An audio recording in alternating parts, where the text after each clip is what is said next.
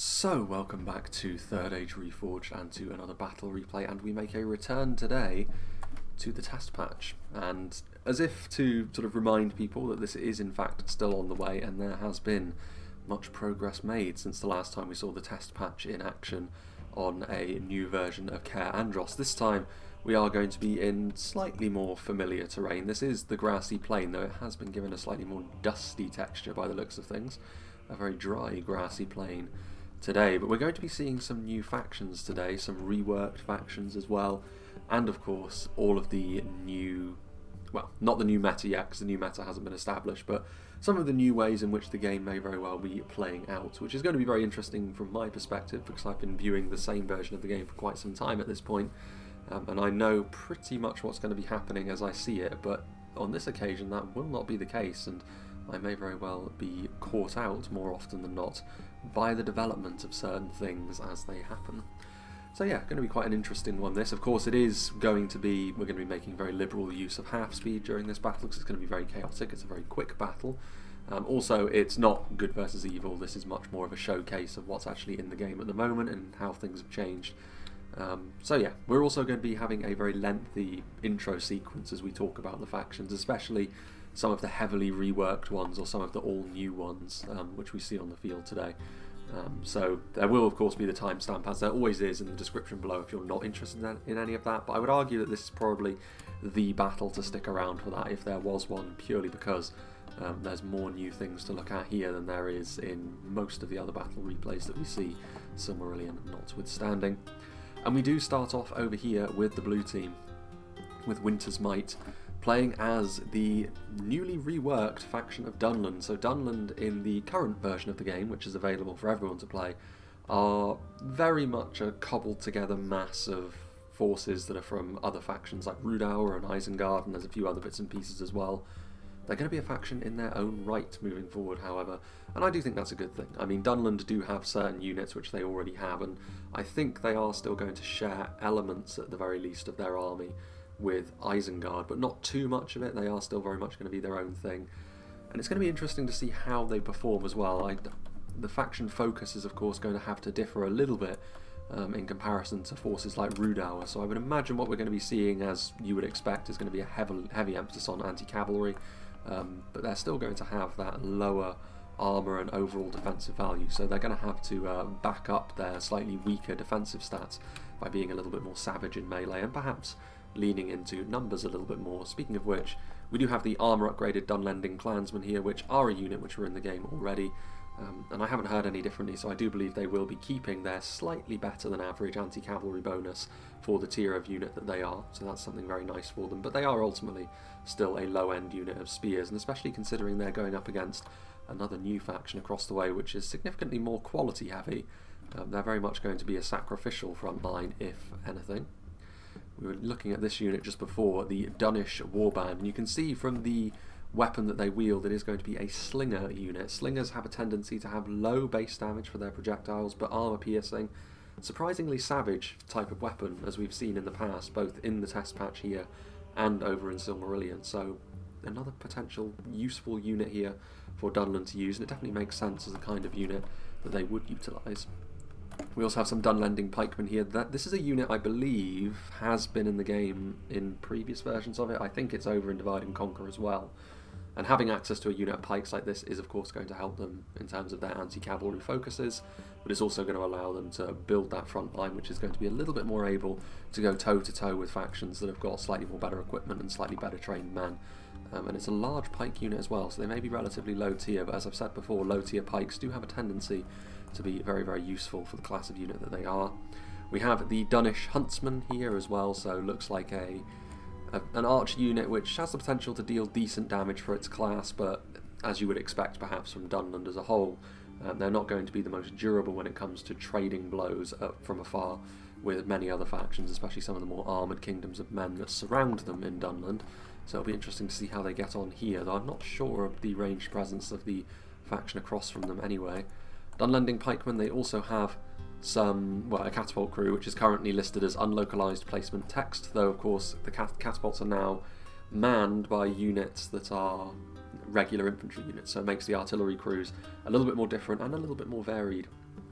depending upon which faction you bring.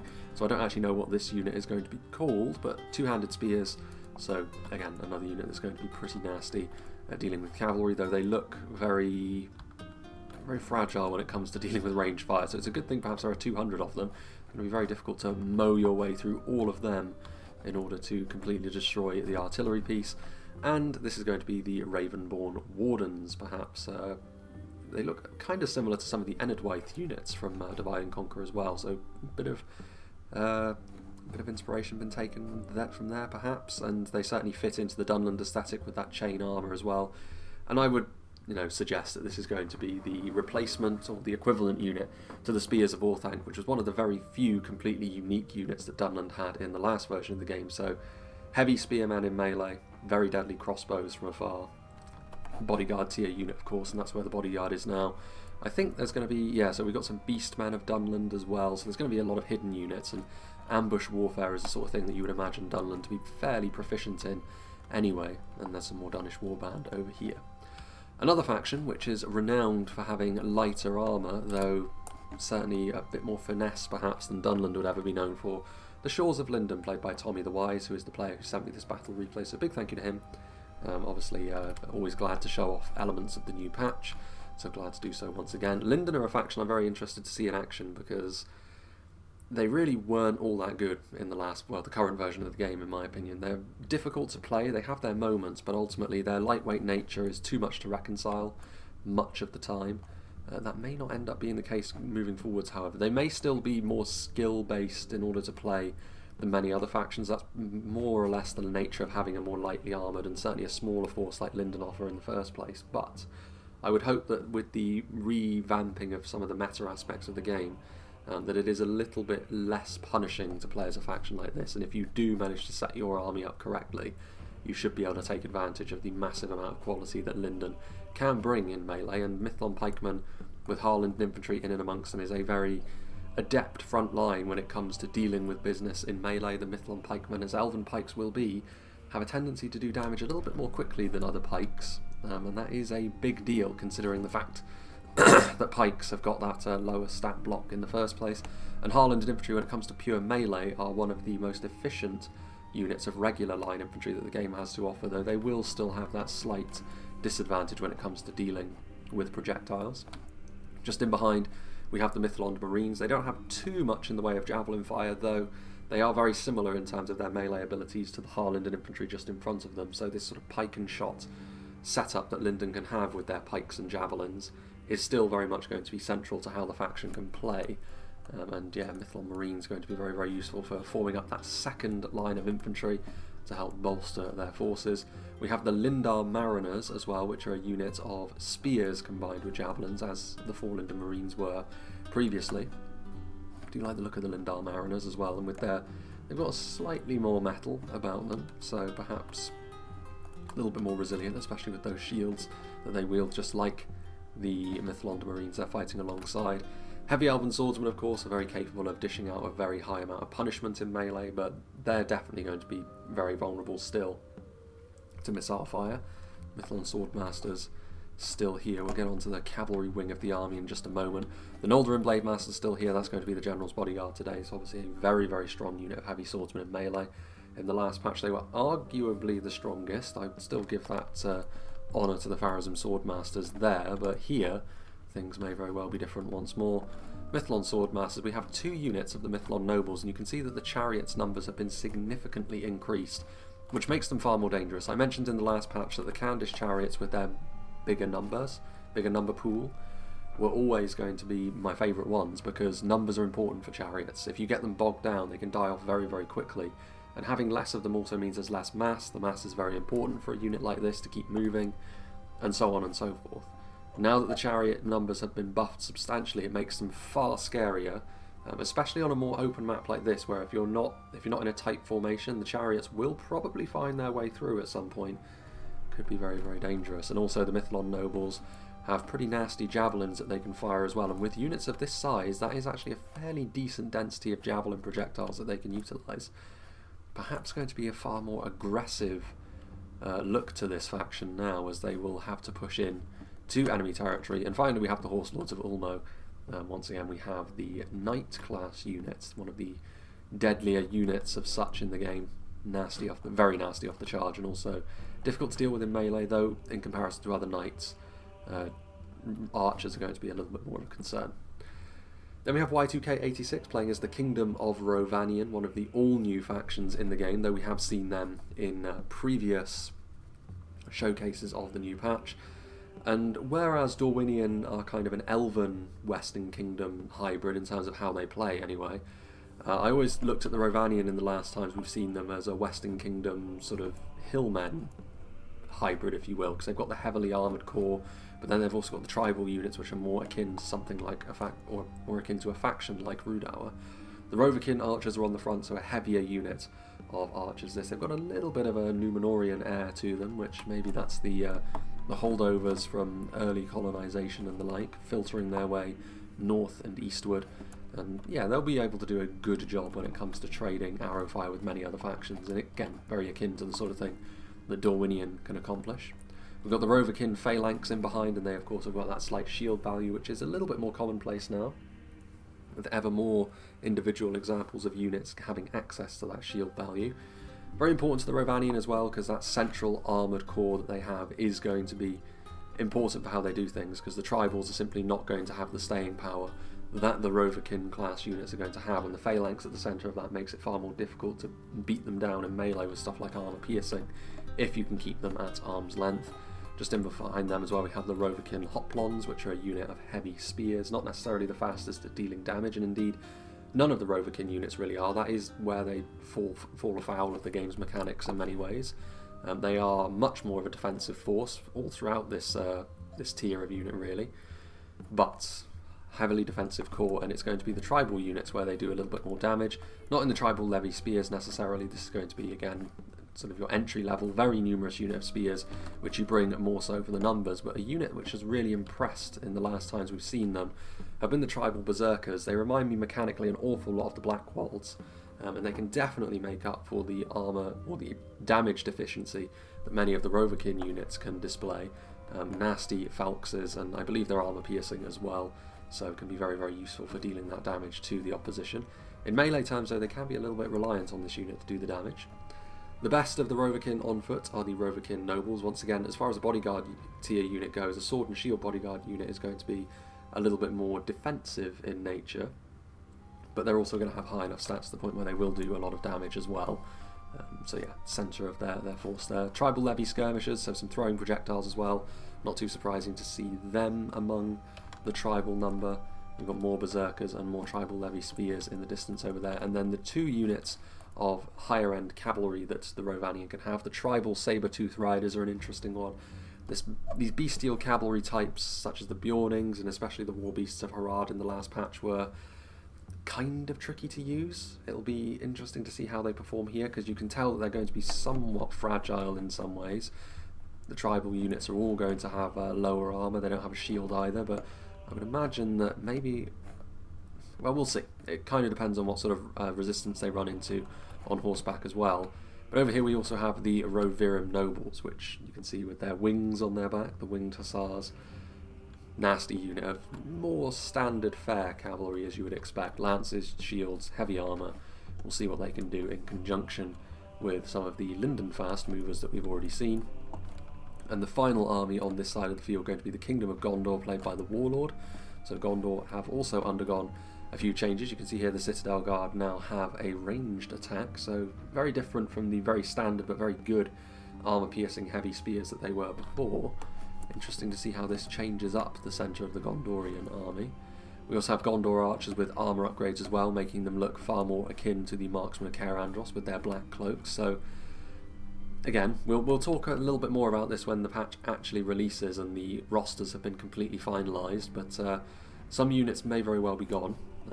Maybe not for good in the development process, but we'll see. Gondor archers, however, with this level of armour upgrading, Gondor can upgrade a few of their units now to gold level armour, which means you can see a pretty wide range of effectiveness from the Gondorians now.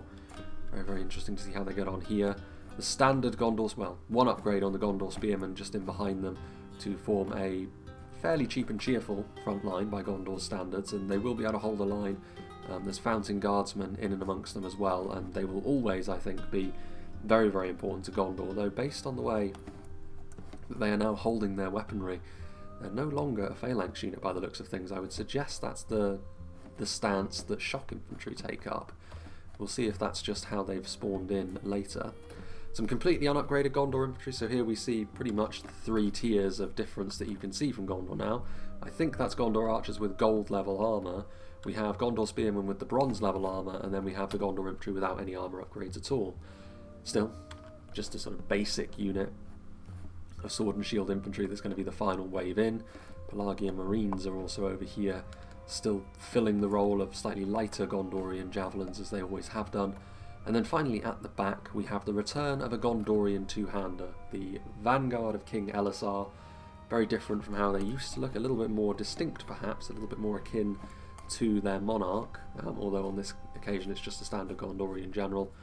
Interested to see how they perform, and interested to see how they stack up in comparison to other forces like the Dol Amrothian example of the Haven Guard. And speaking of which, we may get to see them very quickly, because it's going to be a bit of a rebellion going on here, as the first of the red team armies we see is going to be the Principality of Dol Amroth, Perithil Horse Archers. Horse Archers are another type of unit I will be interested to see how they perform.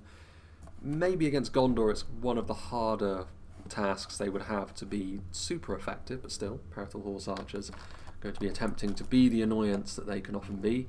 I'm glad Dol Amroth are here though, because with how much cavalry they can field, single HP cavalry may very well excuse me, earn its keep a little bit more for me in this battle. Perithil Horse Guard are now a two-hander on horseback, more akin to something like the Temple Inquisitors.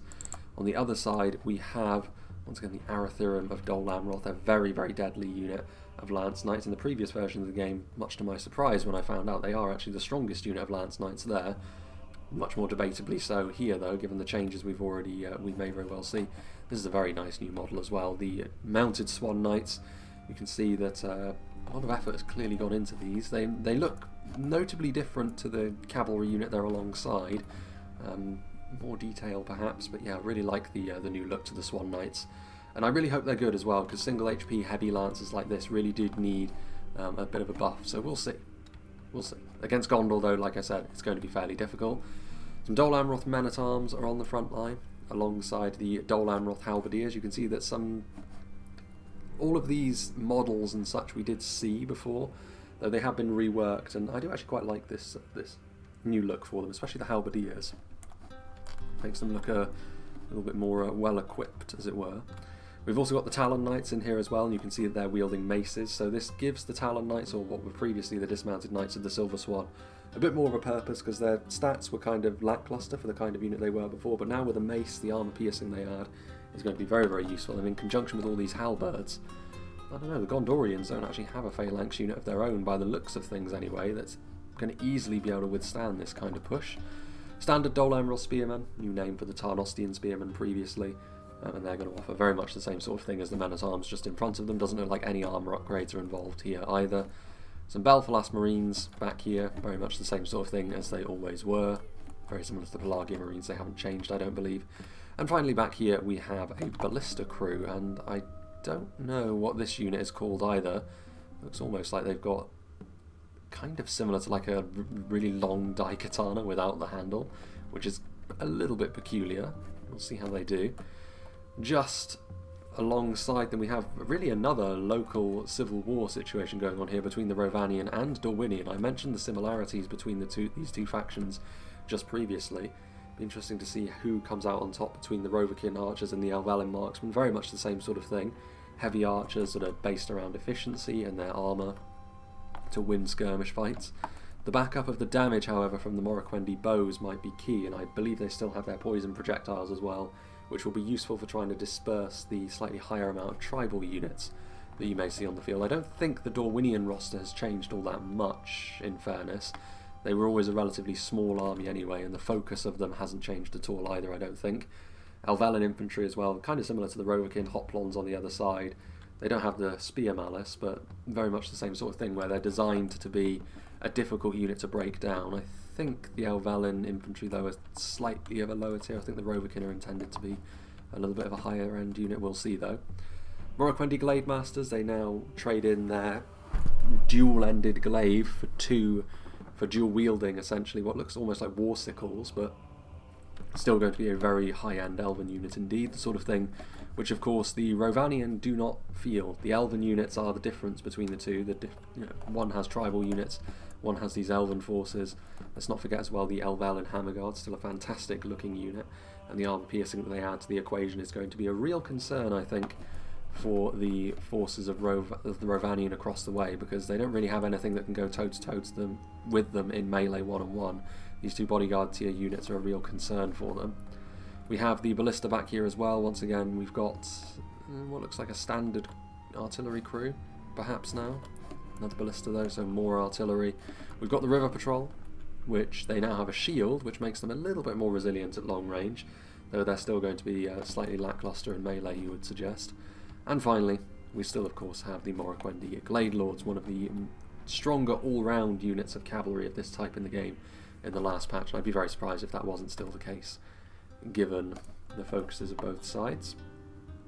Now then, we have Django playing as Dale. So Dale and Linden are pretty far apart from one another, both geographically and in terms of their overall faction focuses, where Linden focuses on finesse and being very strong in melee and damage dealing, but trading that in for armour. Dale are all about outlasting their opponents at range, so Linden with an aggressive setup here may very well have guessed correctly in terms of what Dale are going to do. Daly and Bowman going to be opening up initially. How much time they will have before Linden bear down on them is anyone's guess. A standard unit of swordsmen have returned to Dale as well. The Dalian infantry, what used to only be a class of unit that included a unit of spears, now has a unit of standard swordsmen, so Dale don't have to spend a ton of money now on the Earls to be able to, fill out a front line with a shielded unit of infantry that is not spears. Backed up as well by the relatively cheap Lake Town pikemen, so another unit of cheap pikes. We've already mentioned the benefits of such a thing. The Barding Herd were always a strong unit in the last version of the game. Heavily armoured halberdiers are going to be important here as well, because as much as the armour piercing isn't going to be all that effective, the phalanx is, and as much as Linden have got all of those pikes of their own, then I think the Dalian archers are going to have to target them down if they can help it. More River Patrol, a unit they still share with Dorwinion. A Windlance, which I think this is a placeholder only, because I think the intention is that they have the full-size Windlance models when the artillery piece is actually finished, which would suggest that Dale, much like Isengard will have access to a better ballista. Speaking of which, the handheld version of the Windlance is also here. The Blackshot Dragon Slayers, they'll be hoping to go after some of the high-value targets that Linden most certainly do have. And finally, we have the cavalry wing of Dale, which was always a bit lackluster, but like I said, single HP cavalry making a return means we might see a little bit more of this. Athala Rangers, I'll be very interested to see if they've managed to retain their body piercing now that they've transitioned over to being a horseback unit, because Mounted Rangers will be keeping that. I don't think that's something that's changed in design terms over the time, but Foot Rangers will no longer have that body piercing, but Mounted Rangers will. So I think the Athala Rangers, this means, have managed to hold on to it by sneaking in there. 2 units of them, perhaps. A couple of units of Dalian cavalry, another good litmus test for seeing if single HP cavalry is worth its weight now, if they don't die off too quickly. And also the Earls of Dale. So single HP melee cavalry as well may very well start to find its place within the game once more, because if the unit in front of them has become more useful, it naturally follows that the counter is going to become more useful as well. And the final army before we get into the swing of things is probably going to be the one that people are most interested in on the field. As much as we haven't seen this new version of Dunland, this is the first really that I'm going to be seeing of the Dwarves of the Blue Mountains, also known as Ered Luin. So that's going to be played by Adin Men today. He's got the Frost Spears of Azagal. Going to be a very... Is this a spear that they're wielding? It looks almost more like a hammer of some description, like a hammer / axe. I mean, either way, looks like a very, very nice unit indeed. One of the high-end units of the dwarves as well, just getting a close look at them. Defenders of the Blue Mountains look far more like a standard unit of dwarven spears, as with the other dwarven factions, though the standard dwarven infantry always has a tendency to be very, very solid, very strong, punching above its weight class, really, and I would expect no different from Ered Luin's. Even though they are spears, I would still imagine they will represent a real threat, especially to most of the Dunland units. Dunland will be hoping to win this battle at long range, perhaps, rather than close range. Marksmen of Thorin's Halls, a unit of 103 archers. They look very bulky, don't they, in their suits of armour, as you would expect from the dwarves, but this is exactly the sort of thing which is almost certain to net them a victory in skirmishing with Dunland's archers based on their slightly lower armour value, so the catapult may throw a wrench in the works there. Crossbears of Isengard once again. This looks... It looks almost like a Greek fire thrower from Standard Medieval 2, so I'll be interested to see what kind of unit this actually is. I'm not sure. Defenders of the Blue Mountains over here, the Spear Guard of Thorin's Halls. So, based on what we can see here, the Blue Mountains units are going to be the equivalent of, say, the Ironfoots, and the Thorin's Halls units are going to be the equivalent of, say, the Legion units from Khazad-Dum, those two distinct tiers of unit there, and the Thorin's Halls ones are going to be the higher end version, so Spear Guard going to be good, very good at holding the line, you would imagine. Warriors of Thorin's Halls don't have to deal with the Spear Malice, though they are going to be a little bit easier to kill for the Dunlanders. More Warriors of the Blue Mountains, and we also have a fairly high focus on cavalry. I'm not sure, again, this is the sort of thing which I'm going to stay out of in terms of a debate for the time being, but we have Dwarven Cavalry once more, not too dissimilar to the sort of thing that we see from Erebor. Durin's Warborn, which I would imagine are going to be very similar to the Ironfoot Wargoats in terms of what they represent anyway, a really high-end unit of hefty Dwarven Cavalry, maybe even more defensively focused based on the shields and weapons that they have. We have the Warboars of the Blue Mountains, more of a standard version of this kind of unit, going to be more anti-cavalry cavalry, you would suggest, and another unit of Durin's Warborn as well, so maybe splashing a lot of money on these high-end cavalry units, so we'll see. We will see, but I suppose enough of this waffling on. For those of you that managed to sit through all of that, given that there is a lot of new things to talk about, thank you. But now, for those of you that are just rejoining, let's get this show on the road, shall we? So I can't help but wonder about which engagement is actually going to get underway first, considering the very aggressive stance that Linden are going to have to take. The artillery is also going to be firing back and forth. Dol Amroth, of course, have also got an awful lot of cavalry as well, but you can see here that with Linden already charging forwards, Dale are of course going to be trying to get as much damage done to them on the approach as they possibly can, as is the clever thing to do.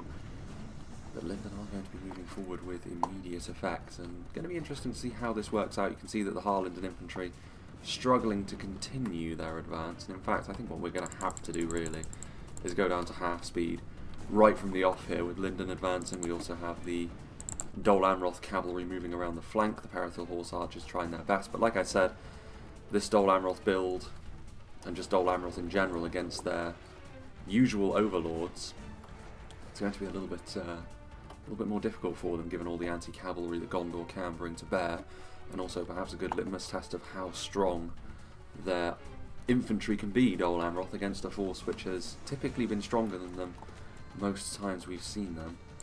And then also we have the mounted companies from the Blue Mountains. There's already some damage being done by the catapult, which is probably a sign that the Blue Mountain dwarves can't really just sit here. They don't have the numbers to be able to do this, whereas Dunland most certainly do. Meanwhile, the first mosh pit, including the chariots on the way forward with the support of the Horse Lords of Ulmo as well. Durin's Warborn standing in the way. I do think that with every melee attack the chariots are going to struggle, but I don't think there's enough of the Durin's Warborn, honestly, to allow them to win this fight with them. Also here, the Frost Spears of Isengard. Yeah, so they are similar to the Greek fire throwers. I don't know how well they're going to do. I mean, going into the Blue Mountains army is maybe a little bit risky. You can see actually there the catapult getting some collateral damage, killing off two of the chariots there. They will be able to destroy a lot of the stakes as well, and given the damage that Lothlorien are already taking, this could end up being a real problem for them. If Dunland elect to move forward as well, the pressure may be too much for them to bear. Meanwhile, over here, Linden losing micro on their main infantry line, which is going to be a problem as the battle continues, with Dale also getting in behind. This is not the sort of losses, well, these are not the sort of losses that Linden can really afford to take, and I'm surprised they didn't just charge into the front line, to be honest, because they're not really gaining anything by just standing here other than maybe a clearer shot for the javelins, which is all well and good, but Is that a worthwhile trade? Possibly not. Mithlond Swordmasters looking after the flank, with the Vineland of Dorwinion still adopting a very defensive stance, and perhaps unsurprisingly given the setup of both factions. The Rovanian and Dorwinian so far is the most passive of the fights. Rovirian nobles along the flank. Dol Amroth have been really the one red team army to actually be the aggressor in this situation, but that is also not terribly surprising given the cavalry presence they have. I really like this new model for the Swan Knights, I have to say. Charging into the Citadel Guard, who of course are still spears in melee, so they can't afford to stay there indefinitely. There's still the small matter of the Dol Amroth horse archers in behind the Gondorian lines, meaning they will have to have something looking after the backfield. Fountain Guard are in here with that level of quality alongside standard Gondorian units. You would imagine it should be enough to keep these basic Dol Amroth units at bay. The Halberdiers will help though, especially with the Fountain Guard being far more of an aggressive infantry unit now by the looks of things. I'm basing that entirely upon the stance they're taking up when utilising their weapons. Dol Amroth do have enough infantry to make this a dicey fight for Gondor, and a couple of good charges here into the side of the lines, going after the Pelagia Marines from the Arathirim, and just in general, if the Dol Amroth shot cavalry can get a few good charges off, it could be enough to tip the balance of power in favour of the aggressors in this situation. Gondor with their archer presence maybe would be a little bit more reliant on a slightly quicker battle, though Dol Amroth very clearly want the exact opposite. Harland infantry, now the Linden forces are getting into melee, all the Dalian bowmen are in behind, and we did notice as well the Dalian cavalry slipping in behind enemy lines, and they are going to be harassing the back lines, and with the Noldorin units lagging behind, that's not going to be great for them. They're caught out here in the open field, probably should have followed in with the rest of their infantry. Even more so in a pitch battle, I would say. There is no sense at all in trying to save your elite units for later, because you really won't have the luxury of doing so. It's far easier for the opposition to isolate and destroy such units if they put their mind to it. Defenders of the Blue Mountains going after the Mithlond Swordmasters here, doing some decent damage. The frame rate really struggling actually with all the activity that's happening. Axe Guard revealing themselves. Go back down to half speed. So a unit that has revealed itself throwing axes, still going to be very much the same sort of thing as we saw previously. The Beastmen of Dunland revealing themselves as well. Looking like a very savage unit in terms of defensive abilities. Of course, Lothlorien will have the edge. I think Lothlorien are kind of unfortunate here. It was really the addition of all of the Linden cavalry and chariots coming over here which has really put them into a bit of an awkward situation. The Wolves of Dunland, so a bestial unit, perhaps working in a similar manner to the Drake Broodlings, though maybe not as strong. Didn't really get a good look at what the Frost Spears were doing. It looked like Silverthorn arrow projectiles that they had, which makes a certain amount of sense, but I don't know. So far, the numbers and the overlapping in a pitch battle, quality is all well and good, but you need to be able to cover your angles, and unfortunately I think the damage sustained by both the catapult and those Linden chariots, as we mentioned, may very well have ended up being too much for Lothlorien on their debut. It seems to be always the way that whenever a new faction gets introduced and we see them in action for the first time, they always take a fairly chastening defeat, which is bizarre because I know for a fact that Lothlorien have got some very effective units at their disposal here. Mithlond Swordmasters are Linden making progress on the front line. I mean, Noldorin Blademasters have now arrived to start attacking the Dalian infantry on the front line. The Horsewords of Ulmo charging in though. They've been a constant thorn, the mounted units. You can't help but notice that the chariots are no longer really a factor on the battlefield. You can't see them rolling around, but they've already done what they would have set out to do. The Earls of Dale coming in to force the Horselords of Ulmo back. The River Patrol struggling, of course. The front line has been, again, Linden's quality has actually done the business here.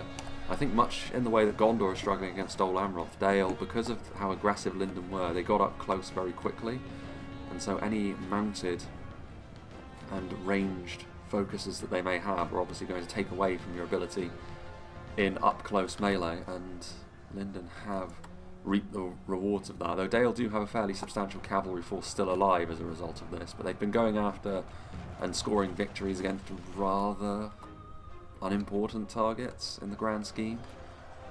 Some Barding Herd here on the flank, the Mithlon Swordmasters fighting hard, looking like Dorwinion and the Rovanian have been trading blows with one another. By the looks of things, the infantry of Dorwinion in a fairly comfortable position. The Rovanian would, I think, have benefited a little bit more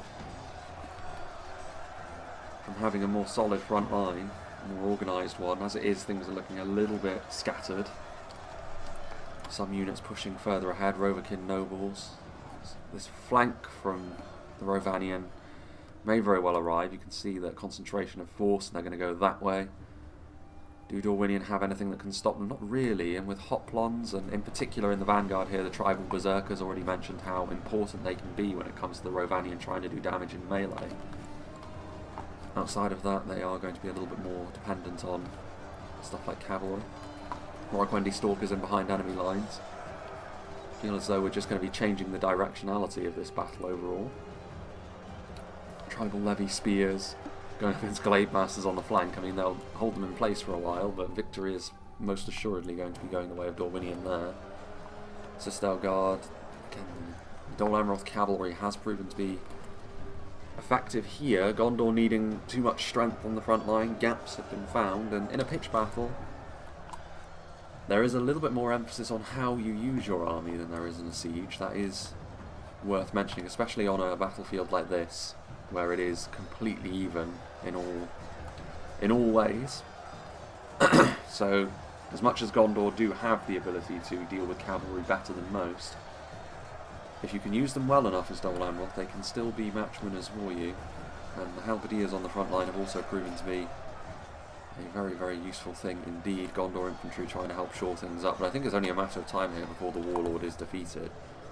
Even if the cavalry were no longer here, I think he would end up losing the frontline engagement, and unfortunately for him it's very much still active. Still some Parathil Horse Guards, still the very, very scary Arathirin. Some units way back there, the Ballista, no need for that to fire in. In fact, I think Dol Amroth should probably be looking at deploying the Ballista to help out their allies. It would be very useful for Dorwinion, I'm sure, if some of these shots were able to find their way into the Rovanian position. Right, let's see over here. That is a general, the Dalian one. But I mean, there's still some Blue Mountains presence, but not a huge amount of it, you'd have to say. War Boars, some of them are still alive. Warriors of the Blue Mountains are still here, but in very, very short supply. And Dunland should be victorious from here. Dunish Huntsmen, still the Catapult alive as well. Ruffians. Instead of bandits, they're now ruffians, is that it? With cavalry like this, it could still be a bit of a sticky situation for the Dunlanders. Only half. Thala Rangers routing and broken. Mithlon Marines still moving, with a little bit of support from Dunland arriving now. Surely Linden and their melee strength will be enough to... Well, there goes the Blue Mountains General. Surely with a bit of Dunland support, however, Linden will be able to carry through their momentum and be victorious against what remains of Dale's infantry force. I can't see what happened to their cavalry. Moragwendi Glade Lords. There are Thala Rangers. Maybe the cavalry was outright defeated. Glade Lords are on their way over. That will be enough to eliminate these Lindar Mariners. New Warhorn sound effect there as well. Good to see. Or here, I suppose.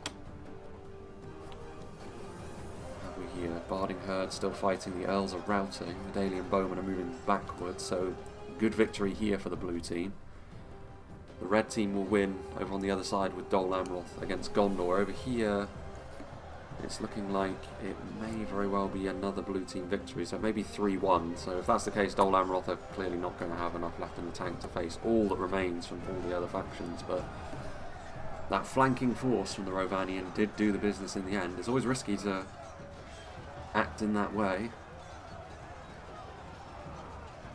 You need to hope that your front line can hold on for just that little bit longer, and on this occasion I think the Rovakin units were able to do that. Umbar and Hammerguard. There are still some Dorwinian units alive, however, so maybe not a total victory for the Rovanian, but enough of one where we should still be seeing, I think, a blue team victory come the end of the game.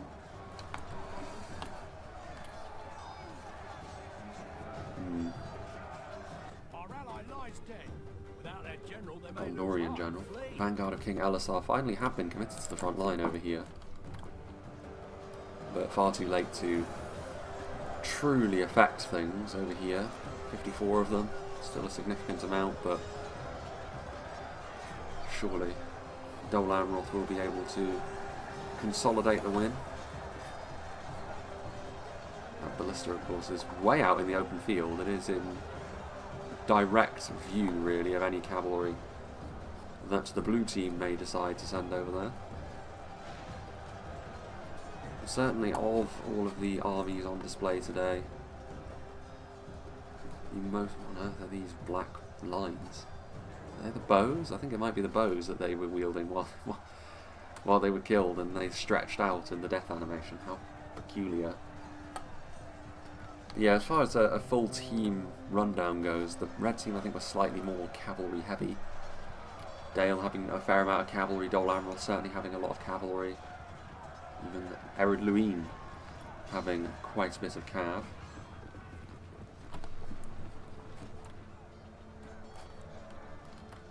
Having mixed success with them, you'd have to say. But yeah, Gondor looking like they are going to fall apart now. Over here, Rhun are fleeing. There's still some Dalian bowmen heading off into the backfield, but sending a unit of cavalry alone would be enough to deal with matters there. Still some warboars making a nuisance of themselves, trying to kill off as much of Winter's Might's Dunland army as he can. Every little helps, I suppose, but I think Dol Amroth are going to need an awful lot of help if they are to secure the overall win. Shaken now. Warboars, forward come the Dunish warband. Just about hanging on in there in terms of their morale. And now they round, yeah. Surrounded as they were, it was always likely. We're going to start to see the slow march, really, of Dunland and Linden as they make their way down through the rest of the battlefield. And Dorwinion actually turning this around now with a little bit of support coming in from Dale. Maybe Dale sensing the fact that they were never going to win over on their front line, so trying to give Dorwinion just a little boost with a few bits of assistance, and the tribal berserkers not enough to withstand anymore. Haven't really seen an awful lot of the Rovanian cavalry, but it's been very difficult to see everything that's been going on even at half speed. And the Rovanian haven't run out of steam. Is that what's happening here? Have Dorwinion managed to outlast them? Blade Masters, I mean, you'd have to say they almost certainly have here. Not by a huge amount. And with the approach of Linden and Dunland, that will concern them, I'm sure. They're going to have victory, and more Dalian units are also on the way, so that's kind of interesting. So maybe it's not quite as cut and dry as I thought. Things are very chaotic in a pitch battle after all. Over yonder,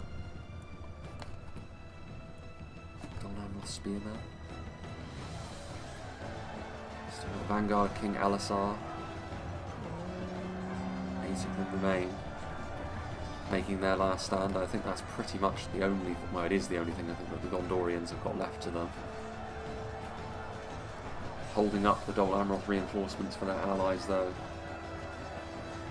might be a big difference maker. Dol Amroth, though, looking in the best shape still of all of the red team armies, as was mentioned. Dol Amroth will be the last to arrive on this scene over here. The very middle, really, of the grassy plains, as it's going to be. The River Patrol getting a clipping charge here from the Horse Lords of Umbar. I think, actually, at this point we can safely go back up to 1 speed. Our allies have fled the field like cowards. That must be the Rovanian, I guess, or it could be the Gondorians, even. Reinforcements there from Dale. Very, very useful for Dorwinion, but even without them I think Dorwinion maybe would have won, but not as convincingly. Managing to outlast the quality. Proving key. Speaking of which, that's not the sort of thing that Dunland are going to be able to provide a great deal of, but Linden most certainly will, so certainly differences in approach going to be seen here. Morquendi Stalkers riding forth. The shores of Linden need to consolidate their forces a little bit more quickly here, the blue team. Forward come the Swordmasters. I think they were going to go after the Mithlond Marines, but the charge did land, I believe, but it's not the sort of situation that the Morquendi Stalkers want to be in melee with for too long. Those two-handed Elven swords will give them the business. The Wolves of Dunland as well, scampering across the field. Morquendi Gladelord's rout, actually, that's a big miss. Knights of that description are always going to be very dangerous, and as they were routing they decided to go through and then back through the stakes, so there's no chance of them returning now. Linden trying to reorganise themselves, the Wolves of Dunland charging in, trying to go after some more fragile units, maybe not so much the Dalian infantry, but certainly the River Patrol. A very valid target indeed. A very distinct possibility for the Barding herd.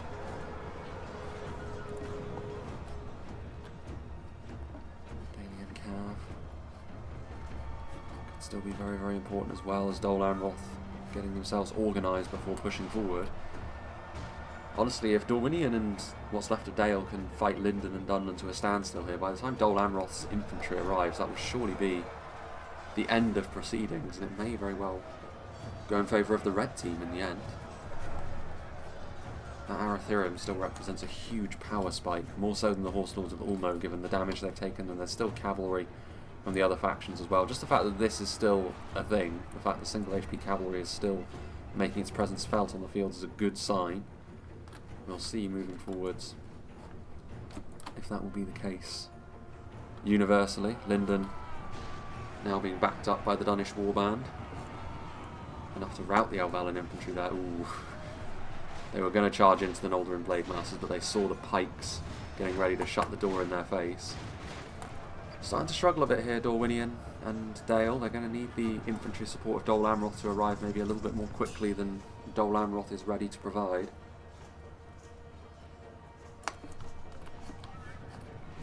Nudging in now to the Beasts of Dunland, or Beastmen of Dunland. Certainly a more aggressive unit in the way they're set up. Dunish warband, obviously not really a match for the Nandor Blade Guard 1-to-1. Superior damage, superior skill, everything really. There goes the Rovanian general. Shaken as they are now, these Dunland forces.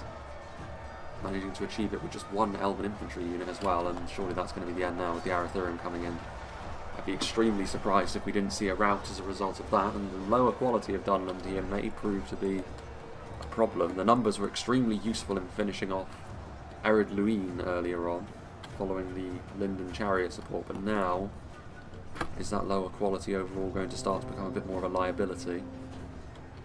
Morquendi Blade Masters, we've already seen them butcher their way through some of the lower end units from the Rovanian. Now going to be trying to do the same to Dunland, another heavily tribal faction. They are surrounded, however, and utterly overwhelmed in terms of numbers. Oof. Artillery, still very much a factor as well from Dol Amroth with their ballista, never singled out by the blue team cavalry, and now they're going to have to deal with it in some other manner, although it does look as though with the continued advance here of Linden and Dunland, I don't think Dol Amroth were able to arrive on time. I think we're ultimately going to be seeing the final defeat of Dorwinion and what remains of Dale, and Dol Amroth are going to have to go it alone here in the late game if the red team are to be victorious. More arrows flying overhead. I should say arrows as bolts, the Ravenborn Wardens. Harder to hear the mechanical clunk of the crossbows with the other sounds of battle so close. Tribal Levy skirmishers just trying to mitigate the damage that those few Arathirum that remain are able to do. Ruffians moving forward, Dunlending pikemen. The fact that they still have a fair amount of pikes is an interesting one, but it's been kind of scattered. There have been reinforcements arriving to the fight for both sides now for a little while. As was mentioned though, Dol Amroth in fairly decent shape, all things considered, considering the very difficult outlay it looked like initially for them against the Gondorian. So I think Sanket has done very, very well, but does he have the power left to overcome what remains from the opposition team? Catapult volleys coming in. Through sheer numbers they're doing the business here, but Dunland are finally arriving to try and stop their advance, or at least stall it. Danish huntsmen are probably not going to be enough to deal with dedicated infantry. The Dol Amroth still have. Throwing axes being thrown overhead. Ruffians are there. Still some Valid marksmen as well, so I always get surprised by individual little units that still have managed to survive from both sides. Dol Amroth Halberdiers routing on this flank.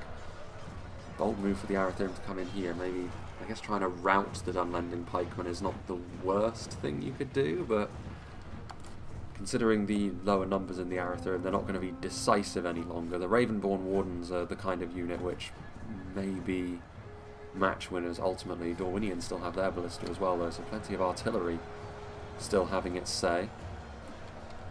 Given the kind of morale situation that Dunland are almost certainly working with, could that be another decisive factor they're trying to destroy, and they succeed in destroying the Dunland catapult there, the Beastmen of Dunland. It's actually morale from Dol Amroth that looks like it's suffering more, and the high quality of the Noldorin Blade Masters crossbow bolts coming in, the numbers that Dunland still have. It's been quite a competitive battle this though, very nice to see indeed. Here we have the Dol Amrothian artillery crew, who are elves, interestingly enough. At least for the time being, of course. There's still quite a few placeholders that we have seen in this battle so far, but it is looking like a blue team victory, though certainly not as straightforward as it looked like being in the mid-game. Dorwinian general finally run through with a pike. Valid marksmen continuing to fire. Ravenborn Wardens, their numbers are tumbling, so they definitely took a charge there. Maybe not quite as tanky as the Spears of Orthanc once were, looking a little bit lighter in nature. Down come the Lancers again. There are spears in melee though. There goes the Dol Amroth general. And with that, I think we will see the battle reach its inevitable conclusion. Close though. 6% the difference in the end. It looks maybe a little bit more exaggerated because by far and away the healthiest faction left at the end of this battle is going to be Dunland, the most numerous one that started proceedings. And that support they got from the Linden chariots, I think very early on, was a bit of a key engagement. It made it so that Ered Luin could never really get going. And Linden themselves, with their quality up front, were also able to largely defeat Dale. And even though the red team had better luck over on the other side of the field, it wasn't to the same extent. And obviously these things do add up. Comebacks are possible in pitched battles from that sort of situation, but only if you have the right tools at your disposal, and I don't think the red team had the luxury of being able to save what they needed to. A bit more cavalry maybe would have been helpful. The ballistas were in the, or the ballistae in the late game were also trying their best, but angles of shots are always going to be a little bit more difficult with ballistas, especially if you're, as you want to be, covering your artillery with your own infantry, so you have to go over the heads of your own men. And that's it. Victory for the blue team. Plenty of things were seen today. One all-new faction that we haven't seen before. One all-new faction that we have seen before. And also one completely overhauled faction in Dunland, who were ultimately the ones who, along with a few units from Linden, were able to see their team over the line. And then obviously some factions that we've seen time and time again with a little bit of reworks. I don't think there was any faction on the field today we saw that didn't have something new about them. Maybe Dorwinion. I think Dorwinion have largely stayed the same in terms of faction focus and unit models. I think, actually no, that's not true. The Elven Bodyguard unit that they have has gone from a two-handed unit to a dual wielder. So even they had something new about them, although I believe we've seen that before as well. But yeah, I think Ultimately deserved. I think we do a special mention does deserve to go to Dol Amroth, however, who really did do a good job against a faction who traditionally Dol Amroth are going to struggle a little bit more against. Again, in their overlords in Gondor, that anti-cavalry that they have, the generally superior infantry that Gondor are known for, but on this occasion maybe the kind of units they brought were not well suited for winning that upfront fight. The halberdiers, very, very impressive. As for the Rovanian against Dorwinion, a bit of a back and forth there. I think that flank from the Rovanian was good and effective, and it looked like they were going to be victorious for a while. But maybe the tribal units just not having the same sort of staying power as the elven ones, and Dorwinian not panicking, just keeping their formation as it was and just trying to fight fires, essentially, play reactively. And in the end, that did end up working out for them, especially with a little bit of support from Dale. Dale, though, I think they only gave that support because they realised how things were going for them. They didn't have the infantry power to match the aggression of Linden on this occasion. The cavalry that they had in behind enemy lines wasn't able to do the business to the extent they would have liked. Maybe a few more hammer and anvil strikes from the Dalian cavalry, a little bit more support from the Athala Rangers as well, and the Linden front line would have started to waver. But not enough quality on the front line to deal with Linden, and that's more a matter of composition than player ability there. And then the Blue Mountains, who sadly for them, Ered Luin, we didn't really get to see them truly get going in this fight, as is often the way, like I said. A new faction we haven't seen before has a tendency to start off their debut on this channel with a rather chastening defeat. And that was the case here, largely because, again, those Linden chariots just ripping through the lines, and Dunland having superior numbers after that, making the battle very chaotic. And I don't really think that the composition there was particularly great, knowing what I know about Medieval 2's mechanics. I think the Frost Spears, bringing 2 units of them, is that going to be worthwhile against a force which is going to get right up into your face very quickly, as Dunland were always likely to be wanting to do. Having that much cavalry, 2 what looked like bodyguard cavalry units, which never truly looked like getting their money's worth. Again, the Dwarven factions, you know what they're going to be good at, to a certain extent. Maybe a little bit less so with Ered Luin, are they really reliant on super heavy infantry, but even still, they're still going to be very good in that regard. And it wasn't really something that Adin Men leaned into, and Winter's Might, with a little bit of support from Tommy, was able to punish him for that. See what did the damage for Linden. Noldorin Blade Masters were active for a long time on the battlefield on the flank of Dale, helping to finish off what remained of Dorwinion, and then of course one of the few units from Linden left standing at the end when they were able to overcome the remnants of Dol Amroth. 251 kills on the Mithlon pikemen. The pikes for Linden was certainly one of the main reasons why Dale was struggling on that front line. The javelins doing okay, not amazing, but then you don't expect them to necessarily. The Horse Lords of Ulmo and the Mithlon nobles, those mounted companies from Linden, very, very important, especially in the early game, for really setting the tone of the battle on that side of things. And the Mithlon Swordmasters also showcasing their damage dealing potential as well. So yeah, big thank you to Tommy the Wise for sending this one in. Nice to have another little update from the new patch. Nice to finally see Ered Luin. We've been talking about them. It seems like forever and ever we've been talking about Ered Luin. We finally see them and they get dumpstered in the first fight that we see them in. So you love to see it. It's also pretty neat to see the true version of Dunland that we're going to be getting in the next version of the game as well. Nice to see that they will be given a little bit more of a faction identity, because as neat as it is that Dunland were available in the old patch of the game, they were kind of a nothing faction, really, because it was made up so much of units that were from other factions. It was just a very numerous, slightly off-brand Rudour as it was, and yes, the Orthanc units were very, very good, but the rest of the faction was a little dull in comparison. So now that they will be very much their own thing, that can only be a good thing as well. So another little bonus faction, I guess, a complete overhaul of a faction as well for the next version of the game too. So yeah, long may this continue. Of course, any time some new patch content gets sent my way, I will be bumping it forward as much as I can, and we will be sort of charting the progress of it, as it were, as things continue to develop throughout 2023. As far as what's going to be coming out next, I think this one's going to be inserted into my schedule as I have it now somewhere. So I've already recorded and uploaded basically all the things that will be coming out after this. I just don't know exactly where it will fall in the schedule. But as far as what I'm going to be recording soon, I did get given a slightly edited version of Thranduil's Halls from Winged Swordsman 44, which we will be seeing. I got given another custom scenario from the Flame of Arnor, which is on an edited version of Austin Athel. So that will be something else. And I still have the battle for the classic version of Moria that was given to me by 2times. So those are the 3 battle replays. There's still the potential for the Sword Cavalry knockout tourney happening within the next handful of weeks as well, if I'm able to make that. And also there is maybe the exploration of the Lord of the Rings mod for Shogun 2, which I've been poked and prodded about a little bit, so maybe we'll see a little bit of an exploration into that as well, akin to when we made a little bit of a foray into Rise of Mordor when it was still called that. But we'll see. One of those things that we'll just have to play by ear for the time being. But yeah, big thank you to Tommy the Wise once again. Been a very big supporter of the channel over the last couple of months. Big thanks to all the players, the rest of the players as well, for clearly involving themselves actively in the testing progress for the new patch of the game.